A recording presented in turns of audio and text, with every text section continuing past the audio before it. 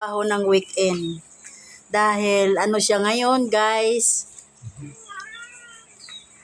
Bakasyon siya ngayon. Yan ang trabaho niya, magkalkal. Para matapos na yon likod namin.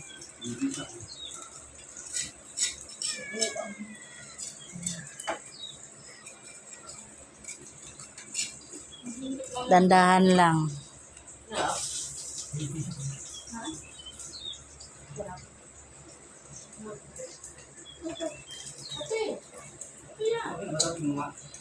Okay na yan. Oh, ganyan lang muna. Kaya dugtungan na lang kung ano makuan. Si kuan. Ang hirap pala pag ibuhos. Daming kuskus balongos. Pero di bali pulido naman.